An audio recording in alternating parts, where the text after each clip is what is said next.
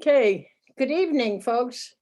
My name is Catherine All, and on behalf of the League of Women Voters of Kitsap, I want to welcome you to the 23rd Legislative District Positions 1 and 2 Virtual Candidate Forum. The League of Women Voters is a nonpartisan organization that doesn't support or oppose political parties or candidates. After careful study and consensus by our members, the League does take positions on issues, and we take action on those positions at the local, state, and national level. The League is a membership organization and depends on our members to organize and run events such as this. We invite everyone to become members and help us work on our basic belief that our form of government depends upon the informed and active participation of its citizens. The candidates who will be on the ballot in the general election are Drew Hansen and Paige Jarquin for position 2, and Tarra, Simmons, and Janell Hulst for position 1.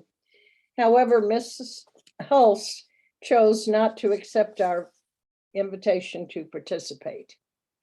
The rules for tonight are the candidates will be given 1.5 minutes to make an opening statement. After all candidates have spoken, the moderator will ask questions that have been submitted by the public.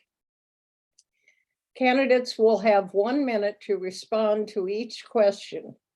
At the end of the forum, each candidate will have another 1.5 minutes to make a closing statement. And candidates, please keep an eye on the digital timer.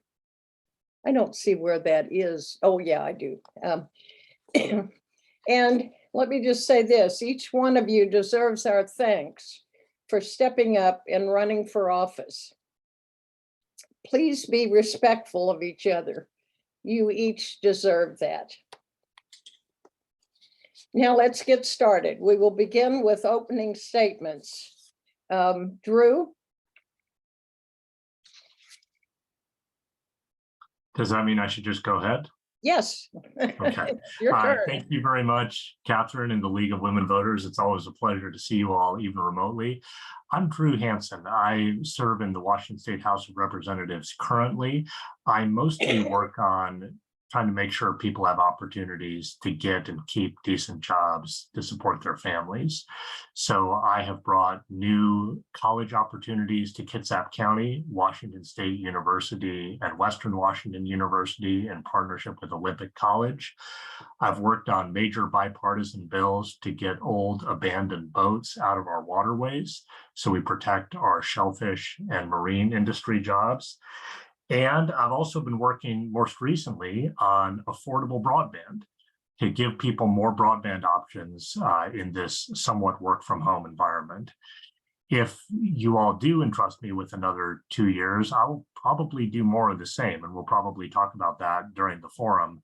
But even in this interim time, I've been working with Western Washington University on ways to expand their presence in the peninsulas. You know, like you get out in the Kitsap and Olympic peninsulas, we don't have a 4-year college here. I mean, unlike Spokane, unlike Vancouver, unlike Everett, unlike basically everywhere else. And we just need more opportunities like that so that if people want to go to college, if that's the right choice, they have a way to do it while they can still stay home, take care of their family, keep their job. Okay, Paige, you can go ahead now. My name is Paige Jarquin, and I am running for the 23rd Legislative District. My opposition is Drew Hansen, who has a great record in this legislation and what he's done in the last 11 years. I personally am benefiting from some of the work he's done by participating in a program degree, Organizational Leadership and Technical Management at Olympic College. So moving here to Washington, I was at a bit of a deficit because I wasn't able to finish my degree until I found that program. So I'm really excited about that. I am a professional. For the last 38 years, I've worked in the real estate industry and in building and construction, and also in manufacturing. So that's my professional history. My personal is that I am a wife of a former Marine. mother to 3 children. 2 have served in our military, and the grandma to 8 grandchildren, 6 of which take advantage of our education system here in Kitsap County. So I'm running for office to possibly bring a fresh perspective to our legislation and what's going on up in Olympia. Thank you for inviting me. And Tarra, if you would like to start. Thank you. All right. Thank you so much, Catherine. It's wonderful to be with you all tonight. My name is Representative Tarra Simmons. I've been serving in Olympia the last 2 years. So I have 2 sessions behind me. I mostly work on healthcare and was proud to work with the Attorney General in the last session to bring charity care expansion to the state, helping 2.2 million Washingtonians who have who are under 400% of the federal poverty level to have access to charity care. I also have worked on voting access and restoring the right to vote for people who've been incarcerated. That was my freshman bill in my first session. About 20,000 new voters are now eligible to vote because of that. I also work a lot on the intersection of behavioral health and public safety. I am 30 on seconds left. the Public Safety Committee and also on the Healthcare Committee, and working really hard to help people who are suffering with behavioral health issues such as mental health and substance use disorder receive treatment instead of incarceration. So those are some of the big issues I've been working on, and it's been an honor to serve this community that I grew up in. Thank you. Thank you. Excuse me, Catherine. I believe that I have figured this out. Do you see that now? No. Oh, Yeah. yes. Yes. Yeah. Okay, I'm ready. We got it.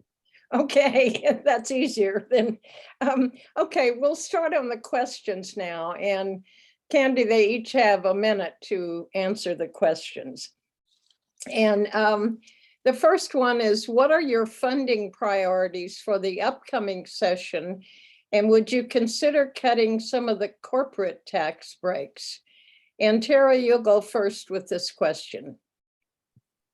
Thank you so much. I think some of my funding priorities are around housing, behavioral health, and ferries.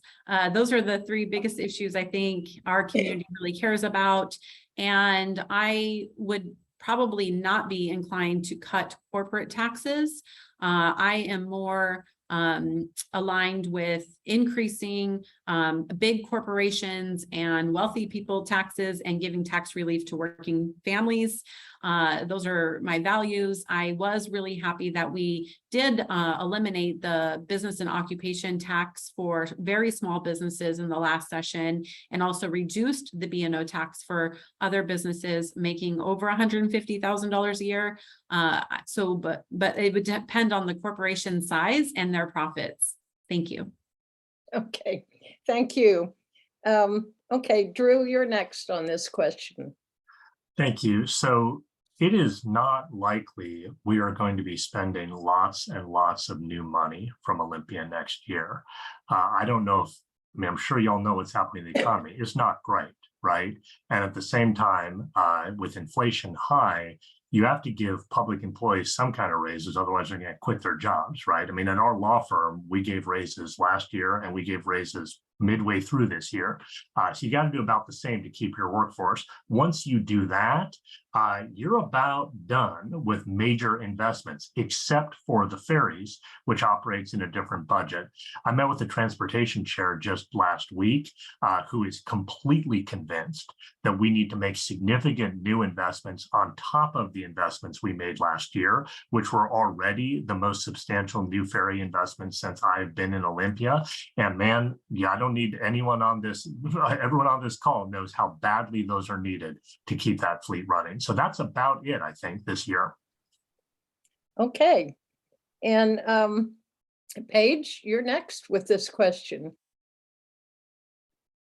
So probably one of the first things I would address is the crime, the increasing crime that we've had. There was some bills that were passed in 2021, and even the individuals that passed them understand that they are not working the way that they intended to, and we've seen a dramatic increase in crime, all kinds of crime, not just personal crime, but crime that affects business owners and individuals alike. We need to reform that back, and that will be one of the first priorities that I hit, because until we all feel safe, it really doesn't matter how much money we have. And then the next would be to bring some tax relief to families. I think there's a number of ways to address that. And so those would be the top two priorities. And then I would like to work a little bit on education. Okay. Thank you. Next question. Well, here we go. Is support for early learning and support for new parents a priority issue for you? And will you support funding, full funding for the Fair Act for Kids bill as it is rolled out over the next few years? And Drew, you go first on this one. Sure. I think that, and the question is referring to the Fair Start Act for Kids bill, and I absolutely supported that and was proud to vote for it.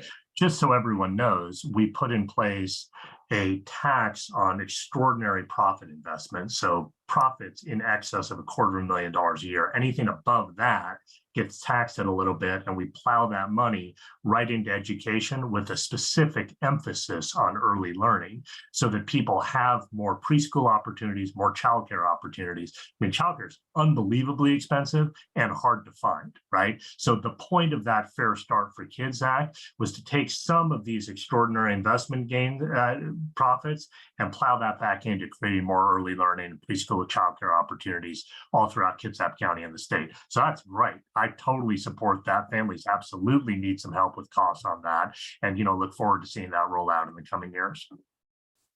Okay. Paige? For me? I didn't hear you. Repeat the question, please. Yeah, the question was, is support for early learning and support for new parents a priority issue for you? And will you support funding for the Fair Act for Kids bill as it is rolled out over the next few years? Okay. So that's a two-part question. The first part is yes, absolutely. I do support new parents, and specifically, we are part of starting a new childcare facility here in Kitsap County because we saw the great need, primarily as it relates to military families. I think that there's a lot more we could do for new families as they're entering that phase of their life. I'm going to have to plead the I don't know on the Fair Start for Kids Act. I wasn't aware that it existed, and so I can't really speak intelligently on it. However, I'm willing to learn about it. Whether or not I could support it would depend on what's in it and how we fund it. Okay. Fair enough. Tarra? Yes, I absolutely supported the Fair Start for Kids Act and the capital gains tax that went along with it to fund it. I am really excited to watch it be implemented over the next few years. I think that when I think about my work, and especially my work around behavioral health and public safety, it all goes back to adverse childhood experiences. And if we can help young children have a nurturing, continued relationship with a nurturing adult, sometimes they don't get that in their family of origin. And so having early childhood care for kids and universal preschool early learning is very important to prevent and protect kids from adverse childhood experiences. And so hopefully we have less people suffering with behavioral health issues and committing crime later on in life. So I absolutely supported it, voted for both bills, and would again. Okay, thank you. Okay. This is a biggie question. And Paige, you get to go first on this one. I'm trying to, change up every question. But this one is, what can the legislature do to address homelessness and affordable housing? Well, I think that there are two aspects of affordable housing. There's the aspect of how we provide low-income housing to individuals that are needing it, and that includes transitional housing for people who are homeless and have the need to be able to come out of that situation into transitional housing, crisis housing first, and then transitional housing from there. That all has to be funded. And right now, what I'm hearing from most communities locally is that the funds are not there. The resources are not there. We have some great programs that they've started here at Kitsap to address the homeless issue. And the other aspect of housing is building homes that are affordable for individuals that live here now. And that would be children, like my children, who's 38 years old and trying to buy a home. The regulations that are coming down on new building is very, very expensive and makes it difficult for builders to build, and in turn makes the housing prices go up. So we have to address that. Okay, thank you. Tarra? Well, we have appropriated a lot of money into the Housing Trust Fund. So in the interim, I've been working with the Kitsap Builders Association in our county to figure out what are the sticking points and why are developers not pursuing the Housing Trust Fund money that the state allocated in historic amounts to bring more development here. And so investigating that right now, also, definitely would support increasing funding to the Housing Trust Fund if we have the resources to do so. Hopefully our colleagues can get some good tax policy so we can have the resources for that. But also I do support, looking at our zoning laws and incentivizing builders to create multifamily units that would be more cost efficient for renters. This is probably one of the very biggest issues in our community right now is affordable housing. And so I'm actually thinking of going on the housing committee so I can be a champion there. Okay, thanks. Drew? So probably one of the best strategies for addressing homelessness is something we've done right here in Kitsap County. Some of you might know about Pendleton Place, which is a new 72 unit supported housing development. It's gorgeous. I mean, we were at the ribbon cutting not long ago. In fact, I think the league contributed welcome baskets to people who would be staying at Pendleton Place. And the idea is under one roof, you have a place to stay. You also have mental health support, healthcare support, substance abuse supports, and food, job counseling, and so on. Now, we need more of this, but boy, is that a great start, and what a wonderful thing to have in our community. Now, more generally on the supply side, we need a lot more homes in areas that are already zoned for density. I've been a big supporter of loosening the restrictions around ADUs, which used to be called mother-in-law apartments, to provide as many opportunities as we can for people to rent or eventually to buy, just to get their foot in the door. Okay, thanks. And this sort of relates to something you've mentioned, Tarra, I think. House Bill 1782, the missing middle bill, housing bill, which failed to pass last session, would have mandated an increase in housing densities for Washington cities, allowing the construction of duplexes, triplexes, and fourplexes on lots currently zoned for a single family house. Do you support this, and why or why not? Tarra, you get to go first.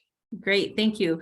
Yeah, I support that bill in theory, and know that there are some places in my district that wouldn't be appropriate for, such as Bainbridge Island, because of needing the right infrastructure to support the development, and heard loud and clear from people on Bainbridge Island that they did not want that bill to apply to them. I've been working with the prime sponsor on that bill over the interim, and I think she is going to bring that back and in a different form. And I don't know what the impacts will be yet for our district, but it's possible only some parts of Bremerton would be affected by it. And it would be more targeted towards King County and Snohomish and Pierce County. So it's really difficult to think about the environmental impacts, to balance the environmental environmental impacts and the voices of our environmental champions in our district and the need for affordable housing. But we'll see what it looks like when it comes back. Okay, Drew? So in principle, this bill was going at the right problem, right? We want to see more duplexes, triplexes, ADUs, whatever, in areas that are already zoned for density, where there are already a lot of people coming in and out. The problem practically is finding out how you do that in a world where traditionally it's rightly a local responsibility to figure out how to plan, particularly where you have to be very sensitive about the carrying capacity of the environment, especially the aquifers.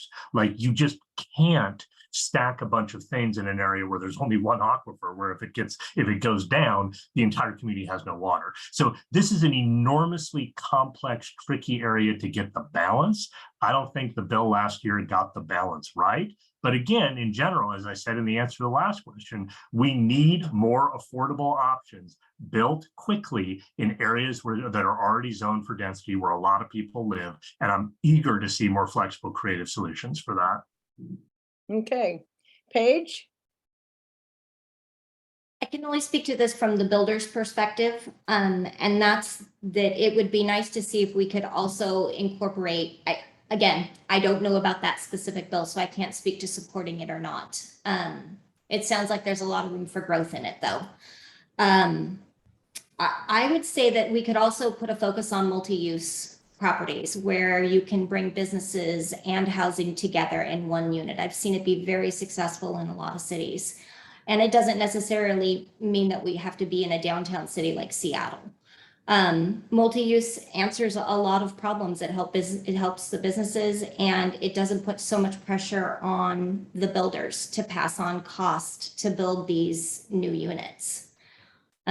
That's kind of where I would go to the focus. And then, of course, we always have, like Drew said, we always have the issue of infrastructure. We can't put the cart before the horse. We have to make sure that our cities can support these new populations without passing the cost on to the population. Okay, thank you. Okay. Last session, the funding of the prototypical school model was increased to support more physical, social, and emotional support in the schools. Would you support increasing funding to meet all current needs in the schools? Drew? So here's what we did last year, which was great. We put about $600 million over the course of a biennium into having nurses, counselors, and therapists in all public schools. That's long overdue. You need a school nurse. Okay, you need somebody to go to if something goes wrong during the course of the day. Now, in general, though, let's remember we have roughly doubled total spending on the K through 12 school system to the tune of tens of billions of dollars. So obviously there are needs. There are always needs, but I think we need to make sure that we are looking at what are we doing in an era where enrollment in some districts is declining, and what are we doing to make sure that we are prioritizing people with the greatest needs. For example, I'm generally aware that we don't fund special education services the way we should. We probably need to do more of that at the state level. That's an example of the kind of targeted investment that I think we should continue looking at making in our schools. Okay, thanks, Drew. Paige? I'm actually a strong supporter of school choice. I think that as Drew said, we've seen a decline. It's up to in 2021, it was at 39%, I believe, and now we're up to close to 42,000 kids that have stepped away from the school system.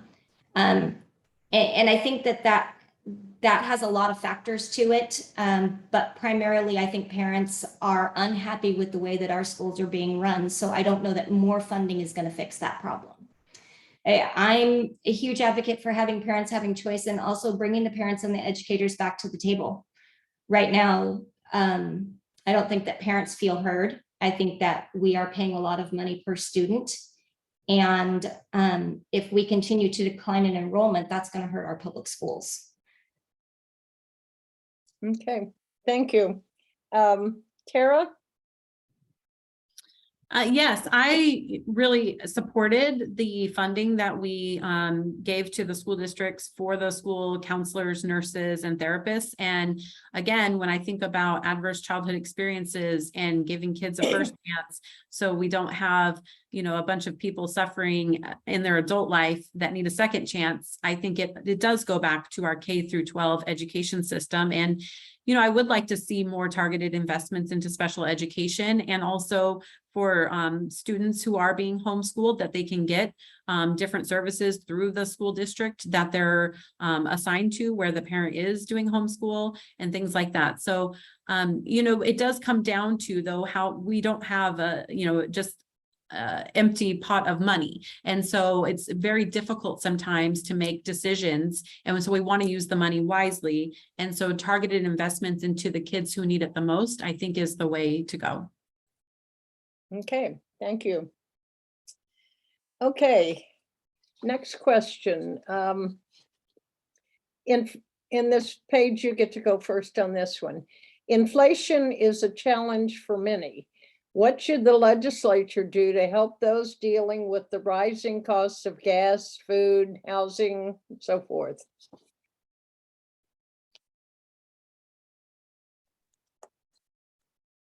I think probably one of the fastest things they could do is reduce taxes by 1% for individuals. Senator Doss actually proposed Senate Bill 5932, which would have given a full 1% decrease in taxes, down from 6.5 to 5.5%. And if you calculate that over the totality of our of Washingtonians, that's $2 billion in tax relief. The last time we had a tax cut was 1982. And there are a few other bills that came up recently in this last legislative session. Bill number House Bill 2018 that would have created a 3-day sales and use tax holiday in September, that was voted against and not passed. And that would have been some immediate relief for families who are doing their back to school shopping without really cutting into the $15 billion in excess taxes that we had in our budget. Okay, thank you. Tarra? Yeah, I think that we need to work with our federal partners to look at the record profits of the oil companies over the last year and put some caps on that. They have really profited off of our tragedy in the pandemic and have come out with record profits. And I think that that is true for many of the most wealthiest people in our nation, in the corporations that are having skyrocketing profits. And so I would like to work with our federal partners to address that issue. You know, we could do some, and we have done, like the working families tax credit, which I'm really happy about. That's going to be rolling out. That's going to provide some tax refund to our families that need it the most. I am generally opposed to, you know, reducing the sales tax across the board. I think that people that have income and are spending a lot of money benefit more than the poorest people amongst us. So I'm looking at equity. Okay, Drew? So let's look at the most expensive things in anyone's budget, which are housing, healthcare, and a college education. Housing, we've already talked about, you know where I stand there. On healthcare, we need a lot more choices so we can keep competition and keep prices down. The situation in Kitsap County with healthcare right now is a disgrace. I was one of the people who protested the closing of the old Harrison in Bremerton because I thought, and I still think, that we need more than one fully staffed hospital to support Kitsap County. And I'll be supporting legislation next year to make sure that we look at what happens to output of services as we have healthcare consolidation. Third is college education. I've been a leader in the legislature in keeping college affordable. And in fact, thanks to a bill of mine, we tax lawyers, software, tax professionals, and others, and we use the money to make public college in Washington State tuition free for families of 4 who make 60 grand a year or less. And we give partial scholarships all the way up to the state's median income. That is real relief that helps people go achieve their dreams and get jobs and support their families. Okay, thank you. Well, this kind of leads into what you were talking about too, Drew. The question is, We have a medical crisis with our only hospital and most providers in Kitsap County. What, if anything, can the legislature do to address this? Tarra? Thank you. There's a few things that we can do. I was proud to co-sponsor and have been working with a lot of the nurses in the interim, and proud to be endorsed by the nurses. I co-sponsored the bill that would provide for patient safe ratios for staff and patients. A lot of the nurses are leaving because the conditions are so egregious. And I'm a former registered nurse, and I know exactly how it feels to leave a shift and not be able to provide the care that our patients deserve. I also hear from community members who are going to St. Michael's for care and are not seeing a nurse for hours. And so providing the right conditions through legislation to where there is patient ratios is really important. Also, I am proud to sponsor the Keep Our Care Act, which is making sure that when we have religious hospitals merging and acquiring all of our beds, that we have standards in place to make sure that we don't lose access to care. Okay, thank you. Drew? So a few things. Number one gets back to something I said in the last question. We already have competition laws that generally protect against price fixing and when mergers increase prices. We also need to look at what mergers and consolidation do to output, to quality of care, because that is exactly what we are seeing. When you get rid of choices for healthcare in Kitsap County, sure enough, you get worse care because there isn't competition. That's something you're going to see legislative focus on in the next session. Second, we have a nursing shortage countywide and statewide. Thanks to one of my bills, we expanded nursing faculty pay at community colleges. So for the first time, Olympic College was able to hire a full complement of nursing faculty. We probably need to do more of that because we are still in a nursing shortage. And third, we need to look more creatively, whether it's a public hospital district or anything else, at any other way to get some more choices for people locally in Kitsap County. Okay, thank you. Paige?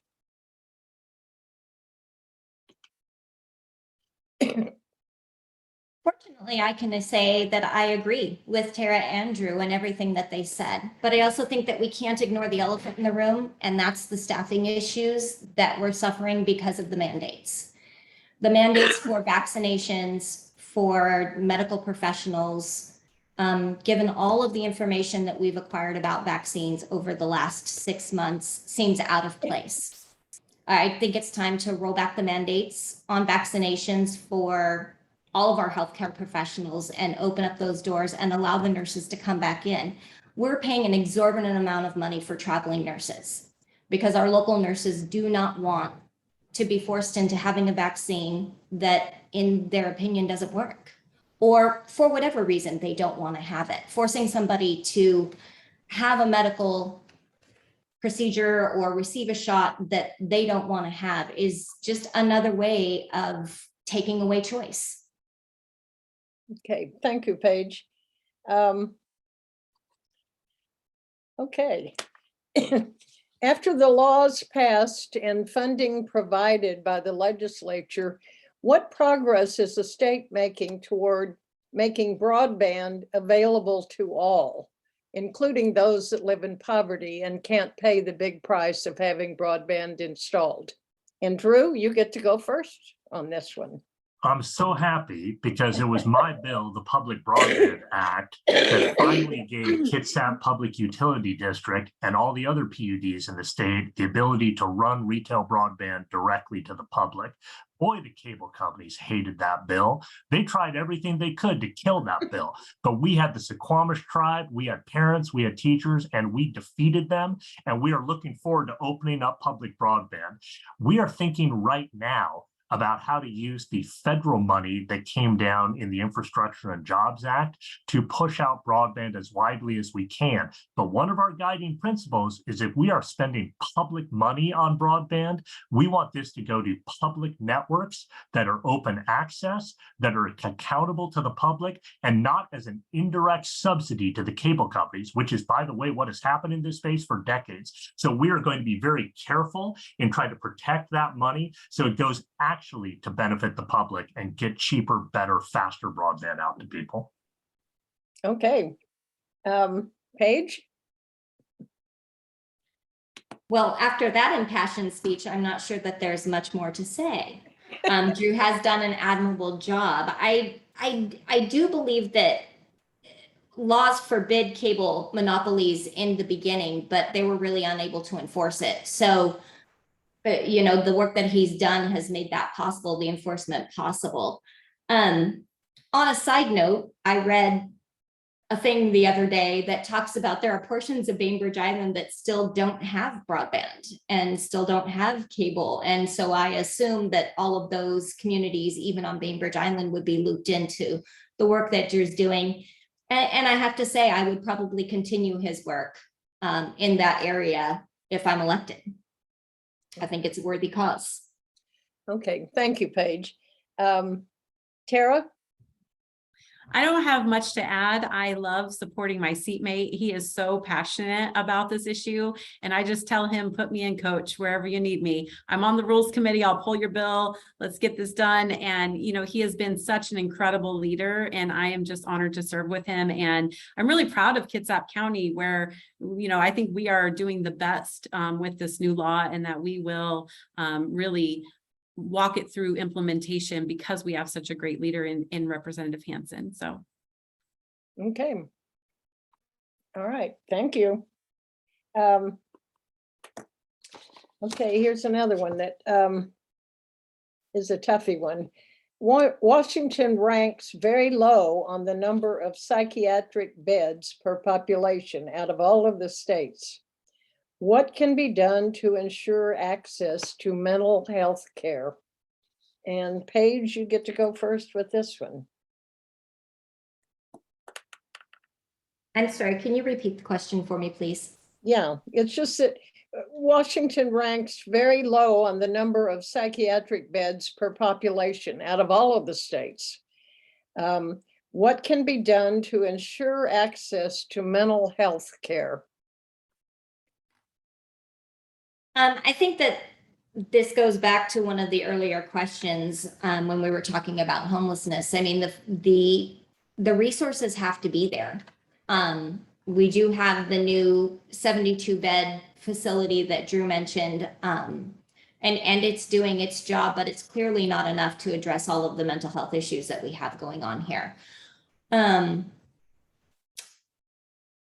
Honestly, that's kind of the answer. The answer that I would give has already been answered in an earlier question. We need more resources. We need to be better stewards of the tax dollars that we already have. And Kitsap Mental Health shared a story that they used to get their funding directly from the Senate, from the state. And so whereas they would get $100 or $100,000 to work with the things, they brought in a third party, Molina, for profit, to establish what Kitsap should be doing with that. And so now they only get 70,000. I'm out of time. Sorry. Okay, but that you brought up good points. Thank you. Tarra?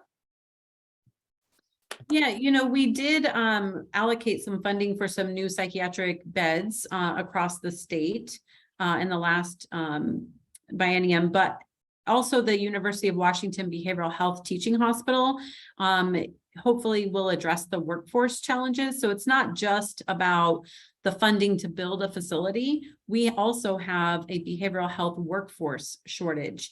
And that's for a couple of reasons. First, it's, you know, difficult to actually get through the training, but also the compensation for behavioral health workers is really low.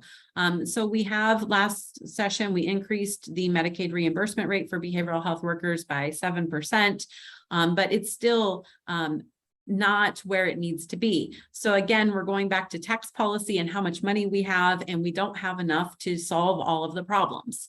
And we need to approach this both by the actual Capitol buildings, but also the workforce. Okay.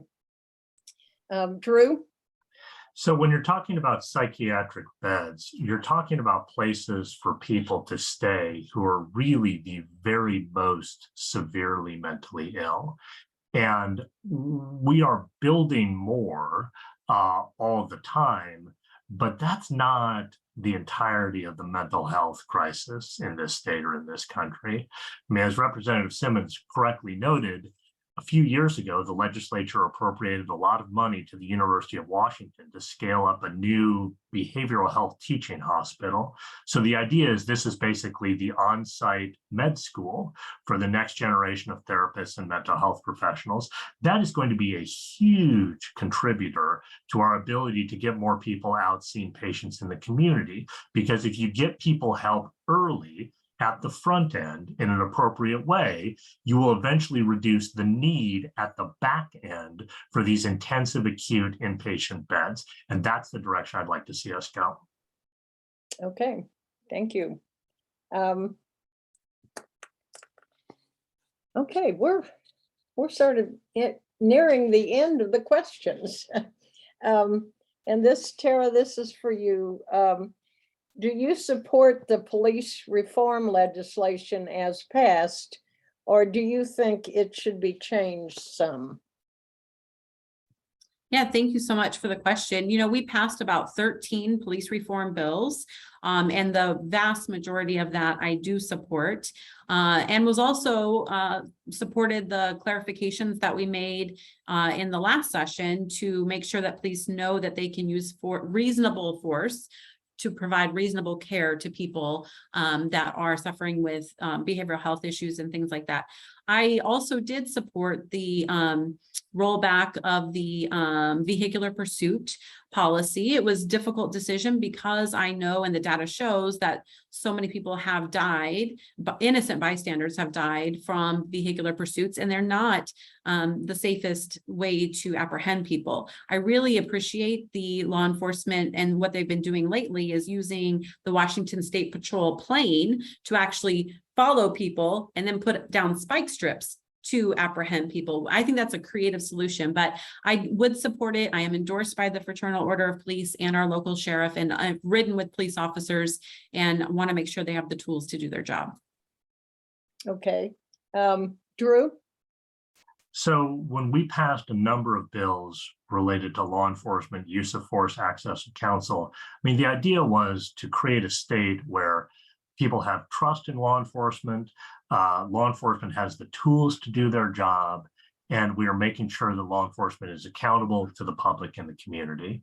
We did not get the balance right on every single one of these bills. I'm just going to tell you right now. And, you know, some of them I have supported going back and revisiting. For example, I did support and do support making some revisions to what we did with the chase rules.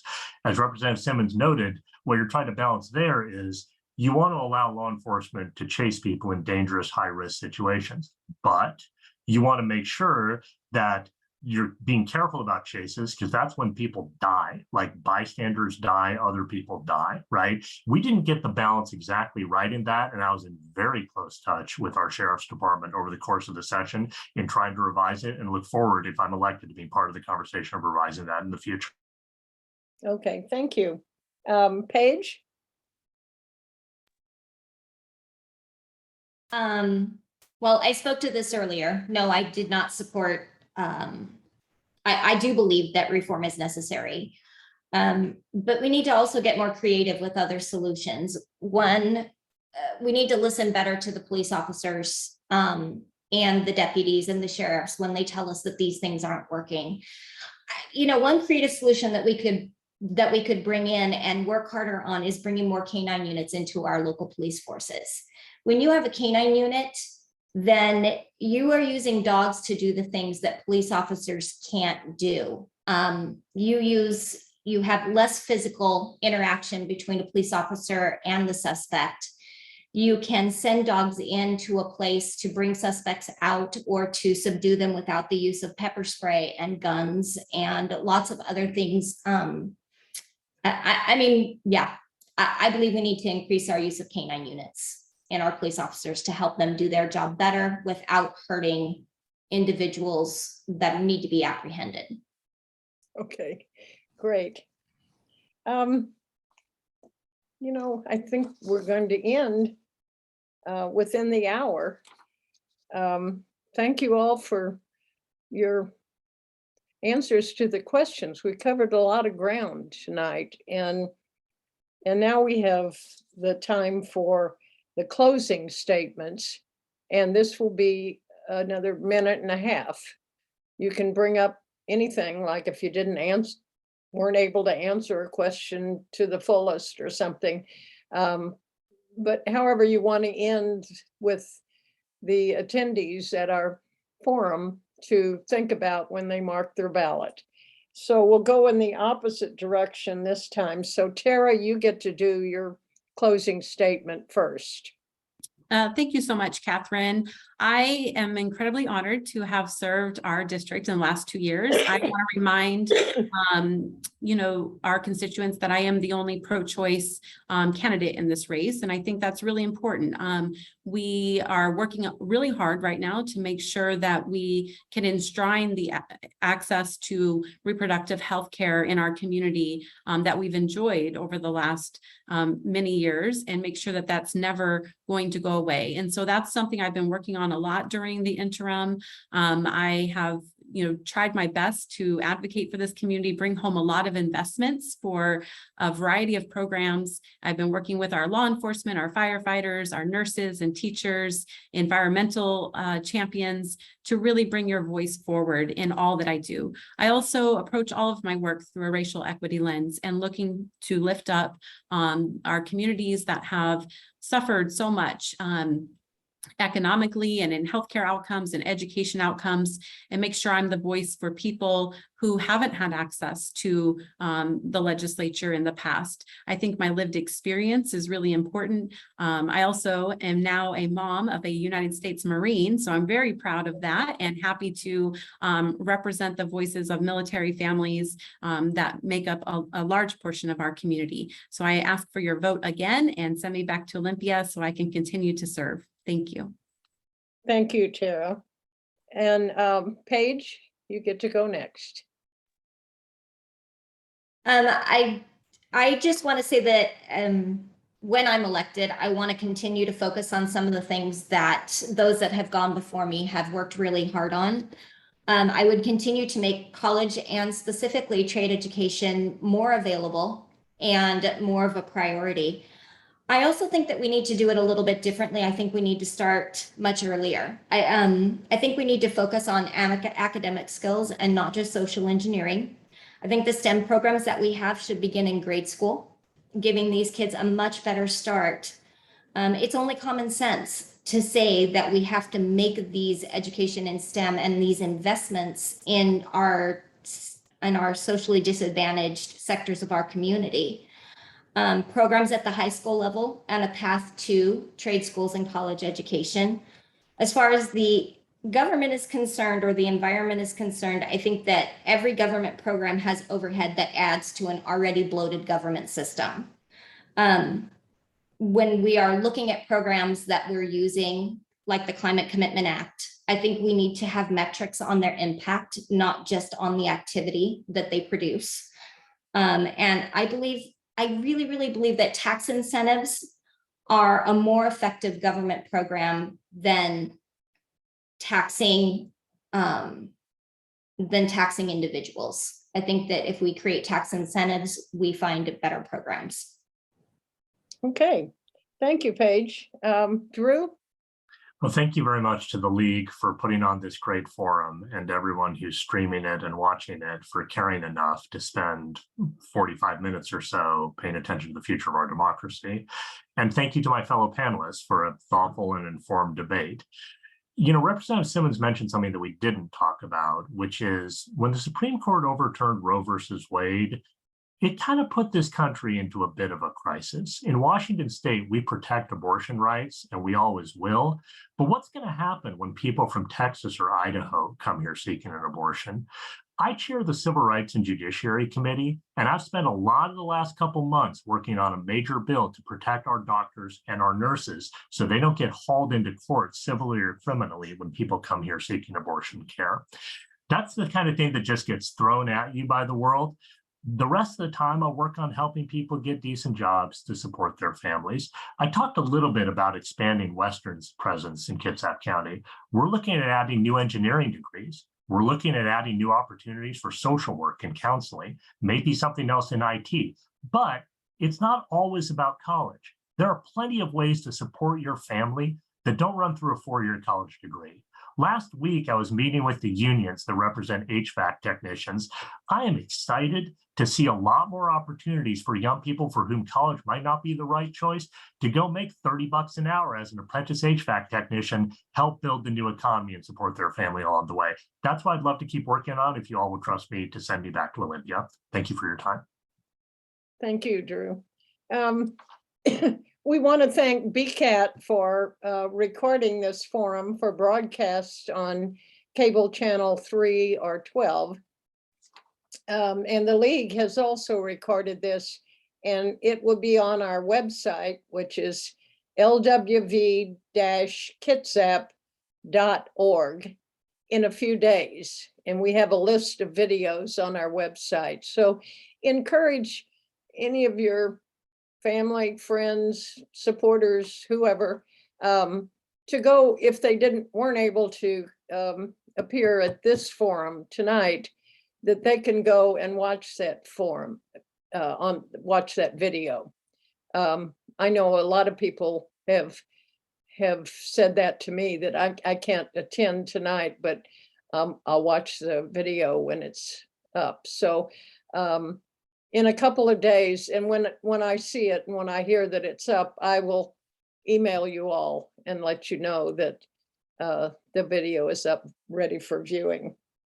And doggone it, I always say this at the end of, I mainly do 23rd Legislative District forums, Paulsbo City Council, North Kitsap, and sometimes Central Kitsap school boards.